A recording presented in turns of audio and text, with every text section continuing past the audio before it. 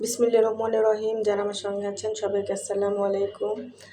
আজকে আমার ভাগিনা বিএফসি থেকে মেয়েদের জন্য নাস্তা নিয়ে আসছে, আর এই নাস্তা নিয়ে মহা ঝামেলা, আর সেটা শেষ পর্যন্ত দেখলে বুঝতে পারবেন। আর প্রথমে আরেকটা কথা বলিনি যে আমি যে ছোটোখাটো যে ভিডিও দেই, যেমনই দেই, তো আপনারা যারা দেখেন, তো আমি সব সময় বসে থাকি কে কে আমার ভিডিও দেখছে, কে কে লাইক দিল। তো যখন দেখি যে আমার অনেকেই জানাশোনা চেনা লোক আমার লাইক দেন না, তখন আমি খুবই কষ্ট পাই। আমি তাদের অপেক্ষায় থাকি যে তারা আমার লাইক দেবে, কিন্তু যখন দেয় না তখন খুবই কষ্ট লাগে। তো এই যে চিকেন ফ্রাই নিয়ে মহাবিপত্তি, সেটা কি দেখাচ্ছি, দেখেন, আপনারা দেখলেও বুঝতে পারবেন। একটা চিকেন ফ্রাই বড়, একটা চিকেন ফ্রাই ছোট, এটা নিয়ে মহা ঝামেলা, কে নেবে বড়টা, কে নেবে ছোটটা। তো এটা নিয়ে মহা ঝামেলা। অবশেষে বড়টাকে ছুরি দিয়ে কেটে 2 টুকরো করে ফেলেছি যাতে ঝামেলা না হয়।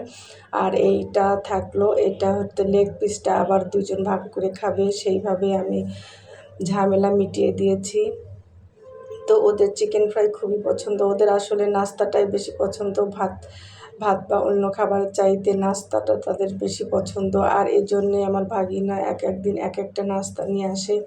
ও সারাদিন এখানে সেখানে রেস্টুরেন্টে বিভিন্ন জায়গায় খায় এবং আসার সময় ওদের জন্যে সব নাস্তাগুলো নিয়ে আসে। তো নাস্তা খাওয়ার দিন কিন্তু শেষ হয়ে যাচ্ছে, কারণ ও চলে যাবে, আমার ভাগিনা চলে যাবে।